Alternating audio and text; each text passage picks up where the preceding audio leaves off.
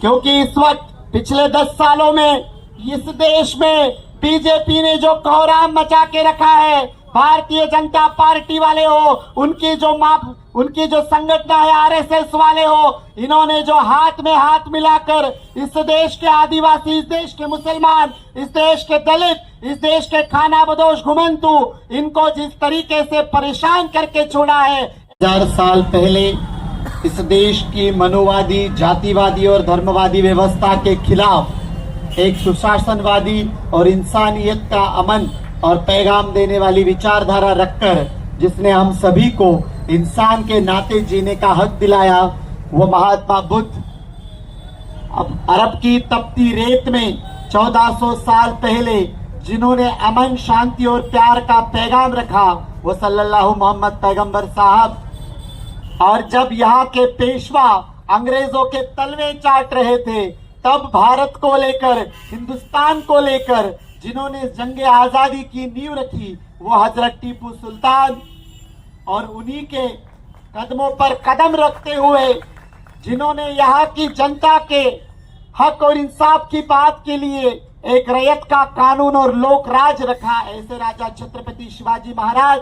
उन्हीं छत्रपति शिवाजी महाराज की यहाँ के बम्मनवादियों ने और मनुवादियों ने छुपा कर रखी हुई समाधि खोजकर सही मायनों में लोक राजा शिवाजी महाराज की, जिन्होंने सभी बहुजनों को पहचान करा के दी, ऐसे भारतीय सामाजिक क्रांति के प्रणेता क्रांतिबा ज्योतिबा फुले, क्रांति ज्योति सावित्रीबाई फुले, और इन सभी को अपना आदर्श मानते हुए जिन्होंने 395 कलमों के जरिए हम सभी को भरे चौक में अपनी आवाज बुलंद रखते हुए, हक और इंसाफ की बात रखते हुए, मजलूमों के साथ खड़े रहकर लड़ने की नींव जिन्होंने रखी, ऐसे भारत रत्न डॉक्टर बाबा साहब अम्बेडकर।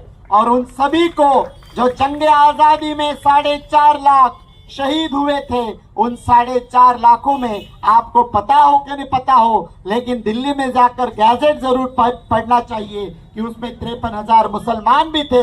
उन सभी शहीद मुसलमानों को मैं यहाँ पर सादर नमन करती हूँ।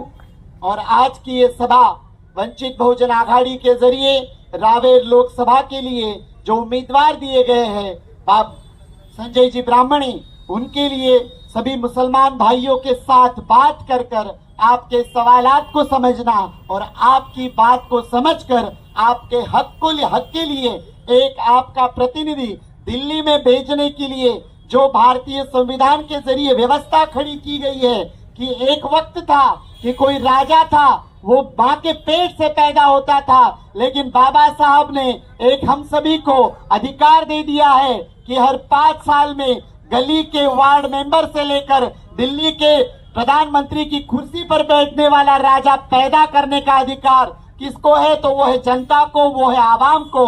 और ये वक्त है उसी लोकशाही की लड़ाई का कि हमें अपने हक, अधिकार और अपने कानून को बरकरार रखने के लिए हमें अपनी सोच वाला, हमारे हक की और हमारे अधिकारों की, यहाँ के मजलूमों के इंसाफ की बात जो दिल्ली में रखे, ऐसा अपना नुमाइंदा चुनकर भेजने की। एक तरफ महंगाई की मार, दूसरी तरफ कानूनों की भरमार, और वहां पर पीसा कौन जा रहा है? 2 पाटन के बीच में साबुत बचा न कोई, कबीर साहब कह के गए। तो ऐसे ये 2 पाटन जो लगा के रखे हैं इन भारतीय जनता पार्टी वालों ने, और उससे पहले जिनके हाथ में हम जिनको अपने सरोकार समझते थे वो आज दब कर बैठे हैं। ऐसे फिर कांग्रेस वाले हो, फिर राष्ट्रवादी वाले हो, या फिर शिवसेना वाले हो, या फिर उनके साथ हाथ मिलाकर गठबंधन की बात कर अपने घर में सत्ता साथ रखने वाले हो, इन सभी का हिसाब पूछने के लिए, मजलूमों के हक और इंसाफ की आवाज बनने के लिए बाला साहब अम्बेडकर के जरिए ये राजनीतिक हक की लड़ाई है। हमारे अधिकारों को सही मायनों में हम तक पहुंचाने के लिए आवाज लगाई जा रही है। मैं आप सभी से गुहार लगाती हूँ, सभी से दरखास्त करती हूँ कि वक्त है कि एक दूसरे के साथ खड़े रहें, क्योंकि इस देश का जो पॉलिटिक्स है, इस वक्त जो हालात है, आप समझ लेना चाहिए कि कौन खड़ा है, किसको खड़ा किया जा रहा है और कौन बीजेपी को वोट बटोरने के लिए सपोर्ट कर रहा है। रावेर लोकसभा की अगर बात करें तो ताई के हाथ में पिछले 10 सालों में हमने 1 बार नहीं 2 बार चाबियां सौंप दी। एक बार नहीं 2 बार चाबियां सौंप दी, लेकिन ताई ने चाबियों से जो ताले खोले हैं उनके हवाले किनको दिए हैं? जिस भुसावल में मैं खड़ी हूँ वहां पर भी भारतीय जनता पार्टी के ही आमदार है, लेकिन वो पिछले रास्ते से जाकर बंगले पर सलाम ठोक के आते हैं और साहब जो कागज देते हैं उतनी ही बात करते हैं, बाकी किसी के हक इंसाफ की बात नहीं करते हैं। यह हमें समझ लेना पड़ेगा। इस वक्त ये समझ लेना पड़ेगा कि किसका पेट भरने के लिए और किसके वोट काटकर कौन बड़ा होने की कोशिश कर रहा है।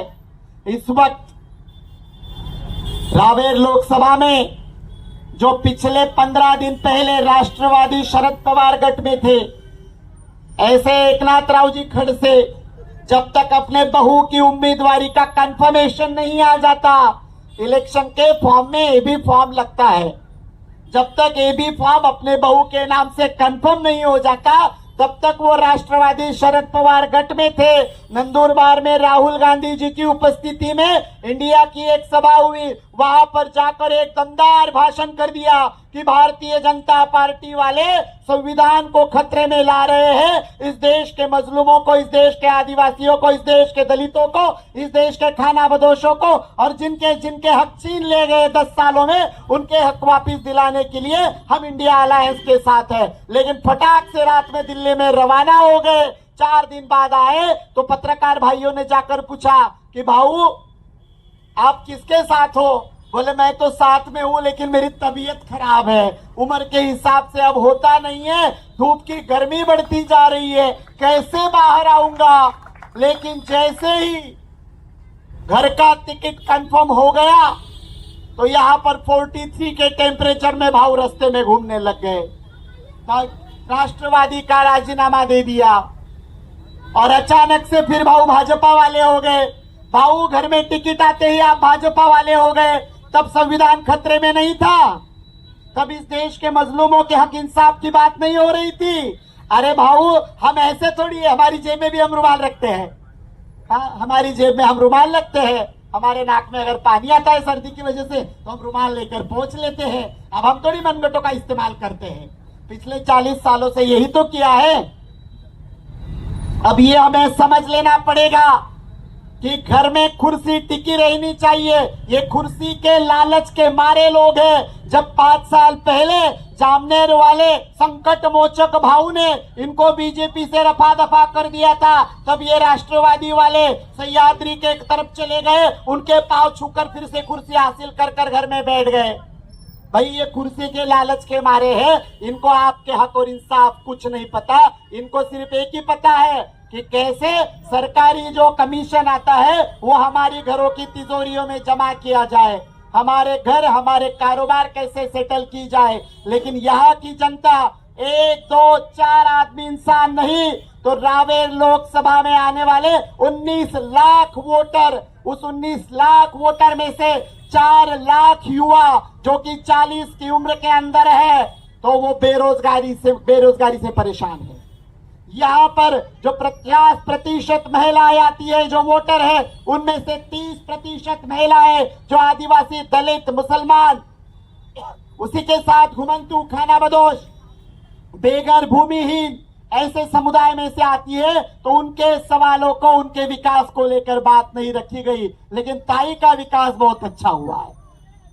ताई के पास पिछले 5 साल पहले, मुझे गाड़ियों का पता नहीं है, मैं गाड़ियों की इतनी जानकारी नहीं, बाकी का सब बता दूंगी, लेकिन ताई के पास पिछले 5 साल पहले जो गाड़ी थी वो सिंगल कंडीशन एसी की थी, अब ट्रिपल कंडीशन एसी की है। तो देखिए ताई का विकास बहुत जोरों से हुआ, न कि हमारी मजलूमों का विकास हुआ।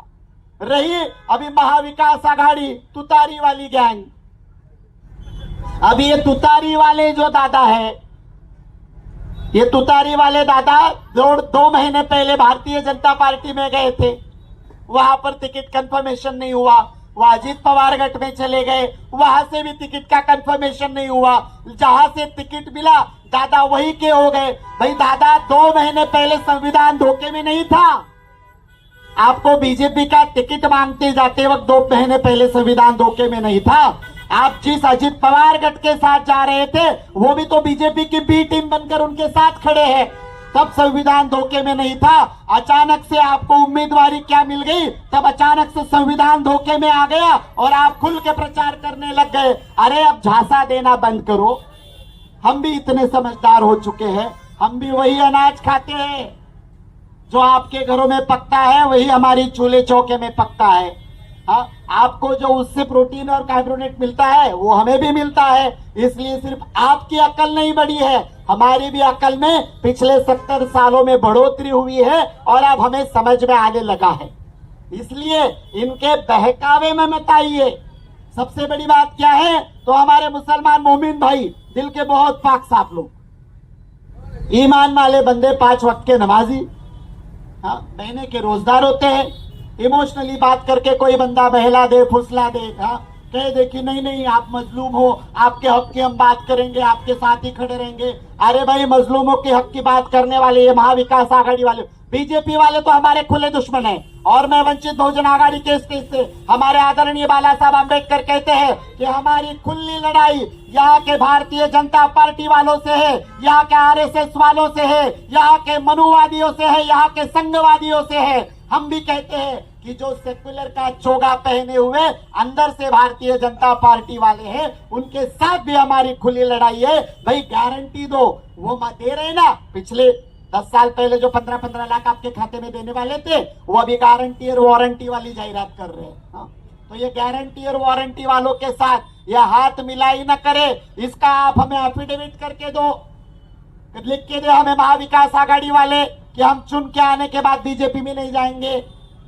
लिख के दो भाई, आप बीजेपी के साथ चले जाएंगे तो उनके तो मंसूबे फलसफा है, क्योंकि उनको तो चाहिए 400 पार। और बीजेपी जिस तरीके से 400 पार का नारा लगा रही है, खुद के बलबूते पर नहीं लगा रही है, ये कांग्रेस और महाविकास आघाड़ी वालों के बलबूते पे लगा रही है। क्योंकि ये जो सब है एक ही थाली के चट्टे बट्टे हैं। आज चुन के ये कांग्रेस के लोगों पर आएंगे और आने वाले 15 दिनों में ये बीजेपी में शामिल हो जाएंगे, उनकी संख्या बढ़ाएंगे और फिर बीजेपी वालों को जो करना है।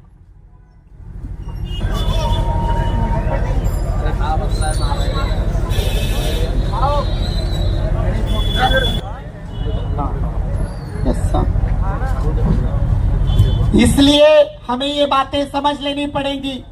जब जब इस देश में, महाराष्ट्र में पिछले 1 सालों से जो हालात बने हुए हैं कि एक ही रात में 40 के 40 भाग जाते हैं, 50-50 खोखे लेकर अपना ईमान गिरवी रखकर बीजेपी के साथ खड़े हो जाते हैं, तब ये हक की बात कोई नहीं करता। इनका जो रिश्ता है, इनका रिश्ता कुर्सी के साथ है, इनका रिश्ता सत्ता के साथ है। ऐसे लोगों को हमें पहचानना पड़ेगा।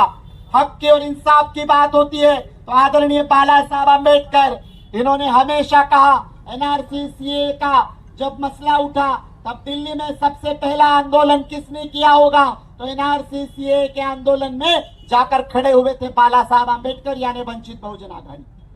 जब महाराष्ट्र में सोलापुर में हजरत टीपू सुल्तान की फोटो स्टेटस पर हमारे मोमीन बंदों ने रखी, तब जाकर उस मोमीन बंदे को यहाँ के बीजेपी वालों ने और जो जाति और धर्मांधवादी है ऐसे लोगों ने गुट मिलकर उनके साथ मॉब लिंचिंग की, हमारे एक नौजवान की जान चली गई।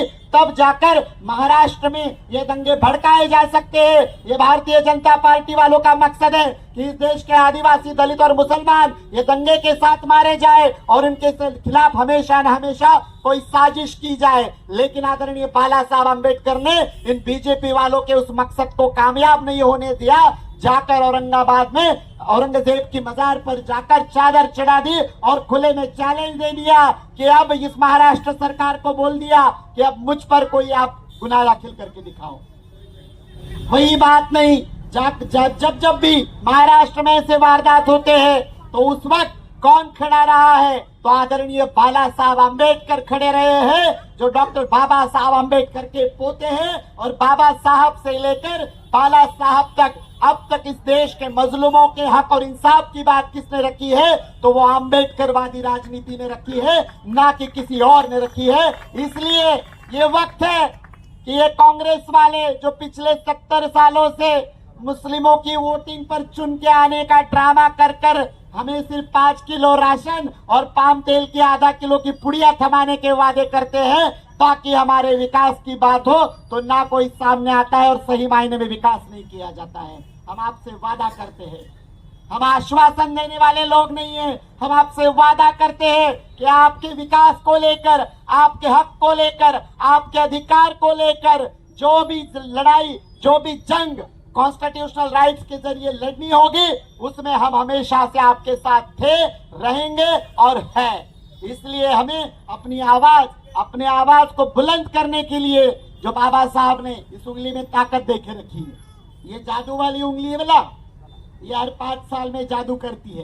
क्या करती है? हर 5 साल में नगर पालिका से लेकर दिल्ली में प्रधानमंत्री चुनने तक ये जादू वाली उंगली काम करती है। और इस जादू वाली उंगली को हमें सही तरीके से इसका मैजिक करना है। हमें आने वाली 13 तारीख को वंचित बहुजन आघाड़ी का जो चिन्ह है सिलेंडर और नंबर है 6, तो 6 के सामने वाला बटन दबाकर हमें क्रिकेट मैच में, जैसे हमारे उम्मीदवार आदरणीय संजय दादा ने कहा कि षटकार लगाना है, हमारे मोमिन भाइयों को षटकार समझ में नहीं आता है, मैच में 6 लगाया जाता है। तो जिस तरीके से 6 लगाकर मैच जीती जाती है, तो आने वाली 13 तारीख को आपको 6 नंबर का बटन दबाकर इस रावेर लोकसभा में जो आदिवासी, दलित, मुस्लिम, अल्पसंख्यक, यहाँ के घुमंतु, खाना बदोश, बेघर, भूमिहीन, यहाँ के पीड़ित जो है, उनके सवा विकास की जो धारा रोक दी गई है, और वो जामनेर में रोक दी गई है, वो मुक्ताई नगर में रोक दी गई है। और अभी ये जो दादा आए हैं ना महाविकास आघाड़ी वालों ने,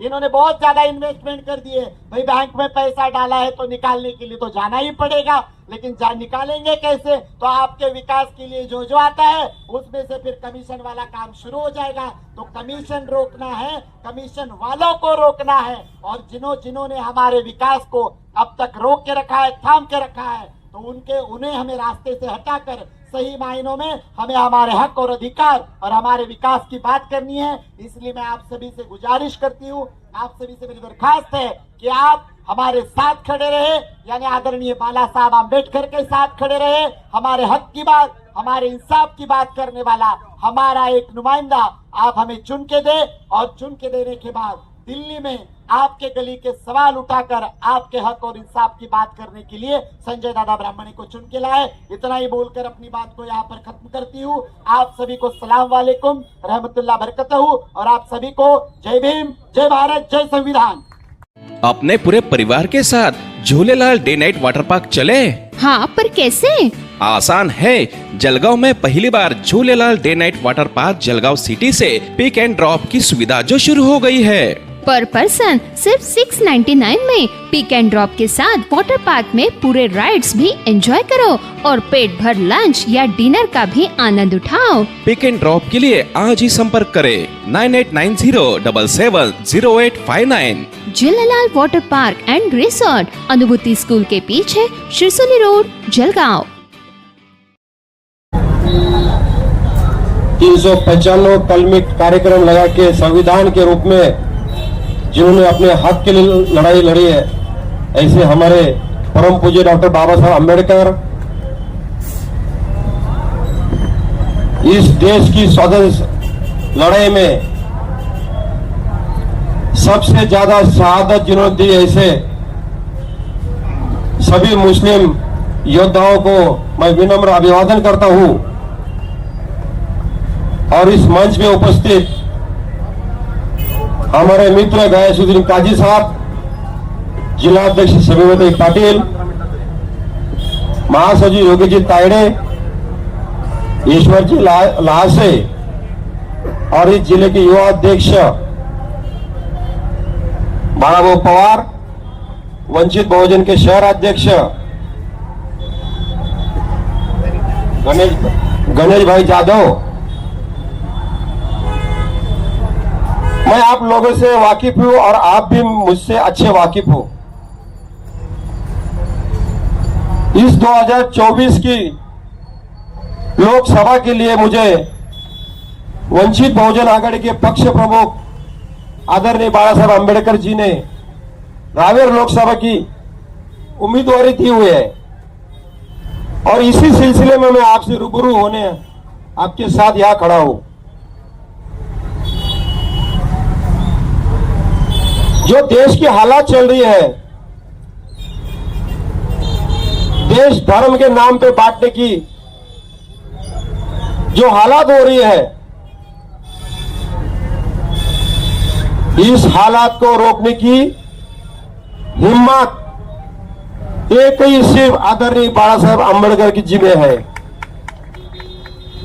खुलेआम वो चैलेंज करते हैं बीजेपी को, किसी की हिम्मत नहीं उनको रोकने की। आज मैं आपसे कहना चाहता हूं, 3 साल पहले जब भुसावल में एनआरसी और सीए का आंदोलन किया गया, मैं उसमें आपके साथ कंधे पे कंधा लगे के साथ में खड़ा था। ये देश में जो चल रहा है, अब की बार 400 पार, ये हम दलित मुस्लिम समाज को डराने धमकाने की बात हो रही है। हालांकि वो खुद डरे हुए हैं। 400 पार क्या 200 भी नहीं हो सकते, क्योंकि उनका बेड़ा पार हो चुका है।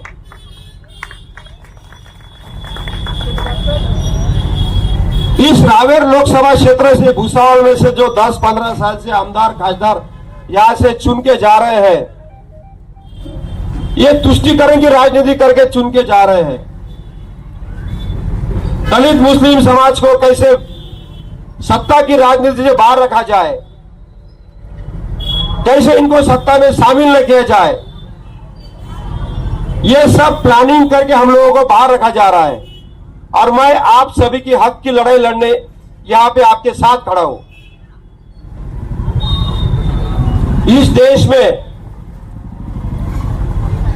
जो संविधान में जो अधिकार प्राप्त हुए, उनको धीरे धीरे खत्म करने की कोशिश की जा रही है।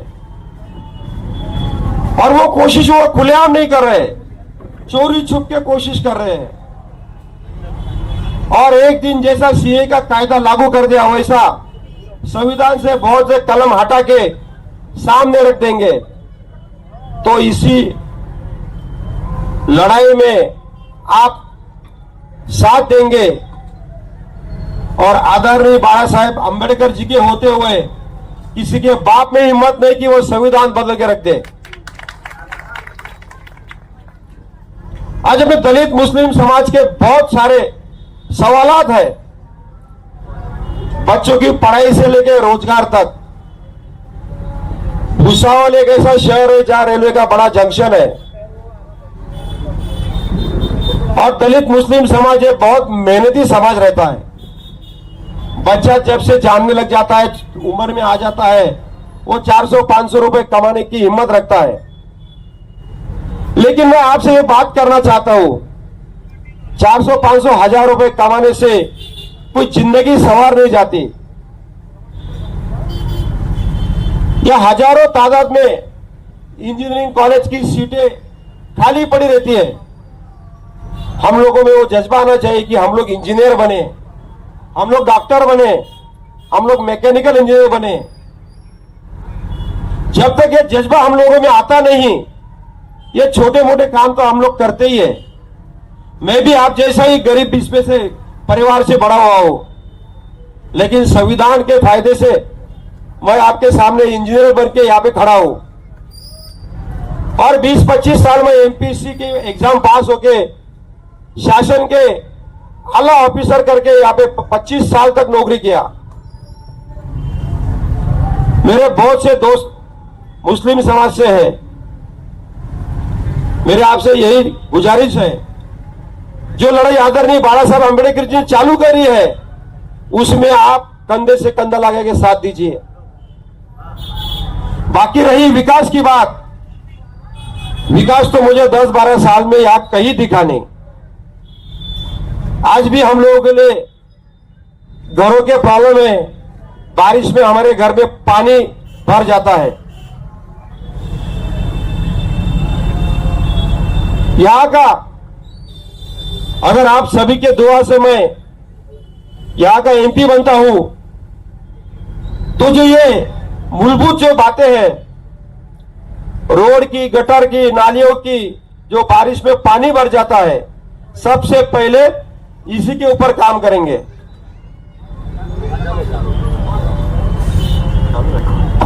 जन आघाडीचे अधिकृत उमेदवार संजय पंडित ब्राह्मणे साहेबांच्या प्रचारासाठी आज आपण या रजा टावर चौकामध्ये या छोटेखानी सभेचं आयोजन केलेलं आहे।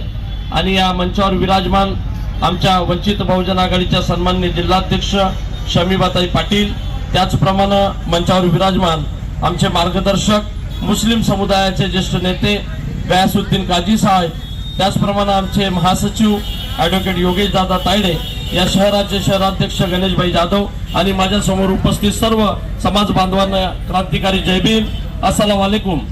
आज या सभेच्या निमित्तानं आम्हाला आपल्याशी बोलण्याची संधी मिळाली. आज आपण बघतोय सर्वत्र या लोकसभेची रणधुमाळी सुरू आहे. एकीकडे या लोकसभेची रणधुमाळी सुरू असताना, लोकशाहीचा सर्वात मोठा उत्सव या देशामध्ये साजरा होत असताना, त्याच पद्धतीनं दुसऱ्या बाजूला या देशामध्ये या प्रस्थापित भारतीय जनता पक्ष असेल, इथला सत्तेतला एक पक्ष असेल, या देशामध्ये त्या पक्षांनी अराजकता निर्माण करण्याचं काम केलेलं आहे. आणि हे सांगण्यासाठी आज या सभेचं आयोजन या ठिकाणी आम्ही केलेलं आहे. आपल्याला सांगताना आम्हाला या ठिकाणी दुःख होतंय, ज्या पद्धतीने या भारतीय जनता पार्टीने या देशामध्ये अराजकता निर्माण करून या देशामध्ये जातीमध्ये धर्मामध्ये तेढ लावण्याचं काम केलेलं आहे, तेढ निर्माण केलेलं आहे. या देशात दंगली पेटवण्याचं काम धर्माच्या नावाखाली या भारतीय जनता पक्षाने या ठिकाणी केलेलं आहे. यांच्या जुलमी राजवटीला, यांच्या जुलमी राजकारणाला या देशातला दलित, या देशातला मुस्लिम, या देशातला अल्पसंख्याक, या देशातला बहुजन या ठिकाणी कंटाळलेला आहे, त्रस्त झालेला आहे. या देशात सर्वाधिक अन्याय अत्याचार जर कोणावर होत असतील, आजच्या तारखेला ते अन्याय अत्याचार केवळ आणि केवळ इथल्या दलितांवर, इथल्या मुस्लिमांवर, इथल्या आदिवासींवर, इथल्या अल्पसंख्यांवर या ठिकाणी दैनंदिन म्हणजे दर दिवशी या ठिकाणी शेकडो अन्याय अत्याचार या देशामध्ये केल्या जात आहेत. आणि याला कारण म्हणजे एकमेव जातीयवादी मनोवादी पक्ष या देशाच्या सत्तेवर बसलेला आहे आणि त्या पक्षाचं नाव आहे भारतीय जनता पार्टी. तुम्ही आम्ही गेल्या 10 वर्षापासून या रावेर लोकसभेचं प्रतिनिधित्व भारतीय जनता पक्षाच्या उमेदवार असलेल्या रक्षा खडसे यांना दिलं. या रक्षा खडसेंना या सभेच्या माध्यमातून आपण प्रश्न विचारू का त्यांनी खरोखर या रावेर लोकसभेत जे दलितांचे प्रश्न आतापर्यंत सुटलेले नाहीत, इथल्या अल्पसंख्याकांचे प्रश्न सुटलेले नाहीत, आमच्या मुस्लिम बांधवांचे प्रश्न सुटलेले नाहीत, हे प्रश्न सोडवण्यासाठी गेल्या 10 वर्षामध्ये रक्षाताई खडसे यांनी काय प्रयत्न केले हे त्यांनी आम्हाला एखाद्या जाहीर सभेतून सांगावं. 10 वर्ष या रावेर लोकसभेचं प्रतिनिधित्व करत असताना आमच्या दलित वस्ती असतील, मुस्लिम वस्ती असतील, त्याच्यासाठी यांनी खासदार निधीतून किती पैसे खर्च केले, त्या विकासासाठी त्यांनी त्या ठिकाणी किती योगदान दिलं ते देखील त्यांनी एखाद्या जाहीर सभेतून सांगावं. आणि आम्हाला अपेक्षित आहे भारतीय जनता पक्ष कधीच आमच्या दलित वस्ती असतील, मुस्लिम वस्ती असतील याच्या विकासासाठी कुठली तजवीज करणार नाही, कुठलं योगदान देणार नाही. कारण कायम या देशामध्ये भारतीय जनता पक्षानं इथल्या दलितांना, मुस्लिमांना, इथल्या अल्पसंख्याक बहुजनांना त्रास देण्याचं काम, त्यांची छळ करण्याचं काम या ठिकाणी केलेलं आहे. या ठिकाणी फक्त देशामध्ये धर्मामध्ये वाद लावायचे, दंगली घडवायच्या आणि धर्माच्या नावाखाली आपली सत्ता आणून आपल्या स्वार्थाची पोळी भाजायची, हे एकमेव काम या देशामध्ये भारतीय जनता पार्टीनं केलेलं आहे. आपल्याला मला रावेर लोकसभेच्या संदर्भात सांगताना या ठिकाणी मी मागे हटणार नाही. ज्या अर्थाने या महाविकास आघाडीनं देखील या रावेर लोकसभेसाठी महाविकास आघाडीच्या वतीनं श्रीराम पाटील नावाच्या उद्योजकाला या ठिकाणी उमेदवारी दिलेली आहे. तुम्ही आजही गाफील राहू नका. श्रीराम पाटील देखील रक्षा खडसेसाठी उभा केलेला उमेदवार आहे. हे आज या सभेतून मी आपल्याला चॅलेंज करून सांगतो, श्रीराम पाटील हा भारतीय जनता पक्षाला पूरक असलेला उमेदवार आहे. कारण आपण या राज्याची स्थिती जर बघितली तर भारतीय जनता पक्षासोबत राष्ट्रवादी देखील गेलेली आहे, म्हणजे अजित पवार गट गेलेला आहे. शिवसेना फुटून एक गट म्हणजे शिंदे गट हा देखील आज भाजप सोबत आहे. आणि विरोधामध्ये जर आपण विचार केला तर त्या ठिकाणी राष्ट्रवादी काँग्रेस म्हणजे दुसरा गट म्हणजे शरदचंद्र पवार गट आणि त्या ठिकाणी उभाटा म्हणजे उद्धव बाळासाहेब ठाकरे गट. म्हणजे हे लोक सत्तेत पण आहेत, हीच लोक विरोधात पण आहेत. एकानं विरोध करायचा, एकानं सत्ता भोगायची, म्हणजे एखादा पराभूत झाला काय आणि एखादा निवडून आला काय, तो सरळ त्या ठिकाणी भारतीय जनता पक्षामध्ये प्रवेश करतो. ही परिस्थिती आज या महाराष्ट्राच्या राजकारणात झालेली आहे. म्हणून माझी या ठिकाणी उपस्थित सर्व समाज बांधवांना विनंती आहे, आपण गाफील राहू नका. जर खरोखर या देशाचं संविधान आपल्याला अबाधित ठेवायचं असेल, आज देशामध्ये वातावरण निर्माण केलं जात आहे. धर्माच्या नावाखाली दंगली घडवल्या जात आहेत. या देशाचं संविधान मिटवण्याची भाषा केली जाते. म्हणून या देशाचं संविधान जर अबाधित ठेवायचं असेल, ते टिकवायचं असेल, तर आपल्या सर्वांना एकत्र येऊन 13 मे रोजी आमचे वंचित बहुजन आघाडीचे आपले लाडके उमेदवार संजय दादा ब्राह्मणे यांना आपल्याला भरघोस मतांनी या ठिकाणी विजयी करावं लागेल. तरच आपण या देशामध्ये संविधान जिवंत ठेवू शकतो, इथली लोकशाही आपण खऱ्या अर्थानं वाचवू शकतो. ही विनंती करण्यासाठी आज आम्ही आपल्यामध्ये उपस्थित झालेलो आहोत. आपल्याला मी परत एकदा विनंती करेल, कुठल्याही भूलथापांना बळी न पडता 13 तारखेला आपण वंचित बहुजन आघाडीच्या पाठीशी खंबीरपणानं उभं राहिलं पाहिजे.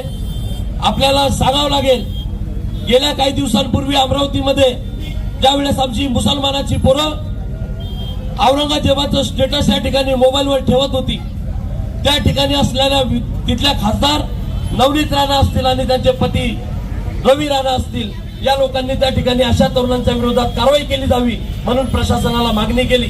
औरंगजेबाचं स्टेटस ठेवलं म्हणून आमच्या मुसलमानांच्या पोरांना त्या ठिकाणी उचलून त्यांच्यावर कारवाई केली गेली, त्यांना जेलमध्ये त्या ठिकाणी टाकण्यात आलं.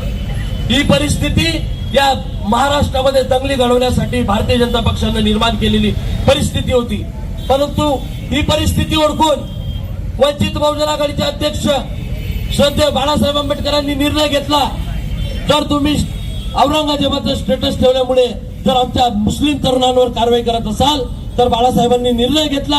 बाळासाहेब निघाले, औरंगाबादला गेले आणि त्या ठिकाणी औरंगजेबाच्या कबरीवर त्या ठिकाणी चादर चढवून सांगितलं या सरकारला, आता माझ्यावर काय कारवाई करायची ती करा. मी औरंगजेबाच्या कबरीवरून चादर चढवली आणि मी या ठिकाणी येऊन वंदन केलेलं आहे. परंतु हे सरकार बाळासाहेबांवर कारवाई करू शकलं नाही आणि त्या ठिकाणी या महाराष्ट्रात ज्या नियोजित दंगली होत्या त्या दंगली थांबवण्याचं काम आदरणीय बाळासाहेब आंबेडकरांनी केलं.